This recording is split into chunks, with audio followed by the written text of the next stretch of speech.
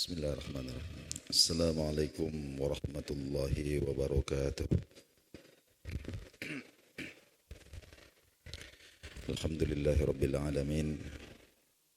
Allahumma salli wa sallim ala ashrafil mursalin Sayyidina wa maulana Muhammadin wa ala alihi wa sahbihi ajma'in, amma ba'd. Bapak-bapak, saudara-saudara sedang jemaah salat asar rahimakumullah. Alhamdulillah rabbil alamin, kita bersyukur kehadirat Allah Subhanahu wa taala. Kembali kita didudukkan dalam majelis ilmu.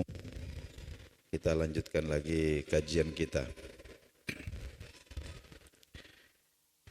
Kita sudah membicarakan tentang satu sunnatullah, satu ketetapan Allah yang tidak berubah dan tidak terhindarkan, yaitu bahwa manusia menjalani kehidupannya di muka bumi ini dengan siklus yang sudah ditetapkan. Siklus yang sudah ditetapkan. Wa man nu'ammirhu nunaqqishu fil khalqi. Barang siapa yang kami panjangkan umurnya, maka kami akan kembalikan siklus kehidupannya seperti semula awal kejadian. Nah, kalau dalam bahasa Al-Quran yang lain itu, Allah ciptakan manusia itu dalam keadaan lemah. Setelah yang lemah itu kemudian menjadi kuat. Kemudian setelah kuat itu kembali menjadi lemah. Nah, ini sunnatullah. Tidak bisa dilawan. Bahwa kita akan menua kalau dipanjangkan umur kita. Saya sering lihat di video-video pendek di YouTube itu, ada yang bikin konten video, ada orang biasa artis atau diperbandingkan dia usia-usia remaja dengan sekarang sudah tua. Itu perubahan-perubahan wajah, perubahan-perubahan fisik itu, dan itu semua akan kita alami. Nah, kemudian sampailah kita pada sunnatullah yang kedua, artinya ketetapan Allah yang tidak bisa dihindari, tidak bisa dirubah. Apa itu? Bahwa siklus kehidupan itu di dunia ini akan berujung pada satu peristiwa yang disebut dengan nama kematian. Ya. Dalam Quran Allah Subhanahu wa taala sebutkan kullu nafsin za'iqatul maut. Semua yang bernyawa pasti mati. Allah juga sebutkan qul innal mautal ladzi tafirruna minhu fa innahu mulaqikum. Bahwa kematian yang selalu kalian lari darinya, yang kalian selalu berusaha untuk hindari, untuk jauhi, itu akan datang menemui kalian pada waktunya. Nah, jadi kita mau kemana itu tidak bisa, karena memang dia yang akan datang. Dia yang akan datang. Dalam ayat yang lain bahkan dikatakan bahwa walau kuntum fi burujim musayyadah. Meskipun kita berada di tempat yang paling aman lah gampangannya, paling diprotek dengan keamanan yang paling canggih pun, jika masanya tiba maka kematian itu akan datang menjemput kalian. Bahkan ungkapan ini juga Allah Subhanahu wa taala tujukan kepada baginda Nabi sallallahu alaihi wasallam, makhluk yang paling Allah cintai. Allah mengatakan kepada Nabi, innaka mayyitun. Wahai Muhammad, engkau pasti mati. Wa innahum mayyitun. Sebagaimana orang-orang juga pasti mati. Jadi kematian ini. Nah, ini adalah sunnatullah. Sunnatullah, ketetapan Allah. Ya, dan la tabdila li sunnatillahi, yang tidak bisa berubah. Bagaimana upaya manusia ini untuk melawan penuaan? Ya, memang upaya manusia, ada upaya-upaya medis untuk menyembunyikan untuk menyembunyikan atau menyamarkan efek penuaan, tapi tidak bisa menghalangi. Hanya bisa menyembunyikan saja, tapi tidak bisa menghalangi. Begitu juga dengan kematian. Jadi tidak ada upaya manusia, karena memang inilah cara Allah Subhanahu wa taala untuk melumpuhkan kesombongan manusia-manusia yang katakanlah tidak mau tunduk. Nah, jadi banyak orang yang tidak percaya keberadaan Tuhan. Mereka tidak percaya kalau Tuhan itu ada. Mereka berkeyakinan bahwa kehidupan ini hanyalah kebetulan belaka, bahwa kita hidup ini akan berakhir dengan kematian. Begitu kita mati sudah tidak ada persoalan lagi. Mereka tidak percaya kalau Tuhan ada, tidak percaya kalau hidup setelah mati ada, tapi mereka tidak bisa menolak untuk percaya bahwa mereka pasti akan mati. Pasti akan mati. Nah, jadi kematian ini sendiri, Bapak-bapak, saudara-saudara sekalian, kalau dalam pandangan agama kita, kematian itu adalah putusnya hubungan secara permanen. Ya. Putusnya hubungan secara permanen antara ruh dengan tubuh. Ya, jadi tubuh dengan ruh kita ini sebenarnya sering putus hubungan, tapi tidak permanen. Contohnya ketika kita tidur. Nah, makanya Nabi sabdakan bahwa tidur itu sebenarnya gambaran kematian, gambaran kecil dari kematian. Kenapa? Karena ketika seseorang itu tidur, maka hubungan antara jasad dengan ruhnya itu tidak full. Kalau ibarat handphone itu baterai ini sudah lowbat ya, tinggal satu batang lah. Ya, masih ada koneksi tapi sangat sangat tipis. Nah, tapi kalau mati itu sudah benar-benar putus. Sudah putus. Artinya apa? Ruh itu sudah meninggalkan jasad secara permanen. Nah, sehingga kemudian ya jasad ini lalu kehilangan semua fungsi. Ya, jadi semua perangkat-perangkat tubuh ini kehilangan semua fungsinya. Nah, disebabkan karena hilangnya ruh yang merupakan sumber dari kesadaran itu tadi. Kalau kita perhatikan orang yang sudah ditinggalkan, jasad yang sudah ditinggalkan ruhnya, itu semua perangkat-perangkatnya itu masih ada. Ya, jadi matanya masih ada, telinganya masih ada, semuanya masih ada. Tapi kehilangan fungsi. Nah, jadi mata itu sudah tidak bisa lagi menangkap terang, tidak bisa melihat lagi. Telinga sudah tidak bisa mendengar lagi. Jadi itulah definisi tentang kematian itu. Nah, kenapa Allah Subhanahu wa taala menciptakan kematian? Nah, secara umum dalam pandangan agama bahwa Allah menciptakan hidup, menciptakan mati, itu semua adalah ujian. Ini ujian saja. Alladzi khalaqal mauta wal hayata liyabluwakum ayyukum ahsanu amala. Jadi Allah menciptakan hidup, menciptakan mati, kita dihidupkan kemudian dimatikan lagi.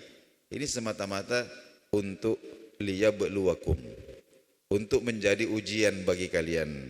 Ayyukum ahsanu amala. Ujian apa? Ujian amal. Ya, amal ini ada amal hati, amal batin seperti umpama keimanan, keridhaan, ya, cinta kepada Allah Subhanahu wa taala. Ada juga amal yang sifatnya fisik. amal zahir, nah, seperti ibadah ya, ibadah kepada Allah Subhanahu wa taala. Itu untuk seperti itu. Jadi kalau kita ingin memberikan ilustrasi sebenarnya kita hidup ini ditugaskan untuk membuat cerita yang bagus. Ya, cerita yang indah tentang diri kita. Cerita yang baik. Nah, jadi aslinya itu sebenarnya ya kita ini semua adalah pemain film sebenarnya. Pemain film dan atau bintang atau tokoh utamanya itu adalah kita sendiri. Ya. Jadi nanti kita pulang menghadap kepada Allah Subhanahu wa taala itu sebenarnya hanya membawa cerita. Kita membawa seluruh fragmen-fragmen perjalanan hidup kita, ceritanya hidupmu itu bagaimana selama di dunia itu. Itu kita bawa. Jadi di hadapan Allah itu kita bagus-bagusan cerita. Ya, siapa yang ceritanya paling bagus lah itu yang diterima. Ya. Dan tentu cerita itu tidak bisa bagus, kisah tentang kehidupan kita tidak akan bisa baik kecuali kita menjadi orang baik dulu. Nah, harus jadi orang baik supaya ceritanya juga baik. Nah, jadi kira-kira begitu gampangannya kita. Jadi liyabluwakum ayyukum ahsanu amala. Jadi Allah Subhanahu wa taala mempergulirkan hidup dengan mati. Itu hikmahnya itu hanya sebagai ujian saja. Hanya sebagai ujian. Nah, di usia-usia tua itu, bapak-bapak, saudara-saudara sekalian, tidak bisa terhindarkan, itu ada satu tamu yang paling sering datang silaturahim kepada kita. Nah, apa itu? Pikiran tentang kematian. Nah, ini sering sekali. Ini mau kita usahakan untuk usahakan untuk hindari, itu ada saja caranya untuk datang di dalam pikiran kita. Ya, ketika ada tetangga yang meninggal, ada teman yang jauh mungkin tiba-tiba datang berita sudah meninggal, ini mau tidak mau kita kepikiran. Atau kita lagi mensolatkan jenazah orang atau mengantarkan orang ke, itu tidak bisa terhindarkan, tidak bisa tidak, pasti dalam benak kita ini kemudian hadir benak tentang kematian kita sendiri. Bagaimana nanti? Nah, sehingga kemudian ketika manusia itu takut mati, orang takut mati itu hukumnya ada dua. Nah, yang pertama ada yang diperbolehkan. Kita takut mati kalau sifatnya itu manusiawi, yang sifatnya manusiawi. Artinya apa? Tentu manusiawi ketika kita ada kekhawatiran untuk berpisah dengan keluarga kita, ada anak-anak kita. Setelah nanti kalau saya mati, nanti saya tidak, bagaimana anak saya dan lain sebagainya. Kalau munculnya karena itu manusiawi. Nah, atau ada juga orang yang takut mati karena takut membayangkan prosesnya. Bagaimana sekaratnya nanti. Ya, kemudian muncul rasa takut di dalam hatinya. Itu manusiawi. Ini boleh, tidak mengapa. Ya. Yang tidak diperbolehkan itu adalah takut mati karena wahan. Apa itu wahan? Cinta dunia. Nah, jadi ada orang takut mati, merasa jengkel, merasa tidak terima. Kenapa? Karena masih ada ambisi-ambisi dunia yang hendak dipenuhi. Saya masih mau buka pabrik ini di sana, saya masih mau. Lalu kemudian dia tidak senang dengan kematian itu. Jadi kebenciannya terhadap kematian itu bersumber dari ketidaksenangannya. Kenapa? Karena ada ambisi-ambisi duniawinya yang merasa terancam kalau dia tiba-tiba mati. Nah, kalau kita kemudian benci mati karena alasan seperti itu tidak boleh.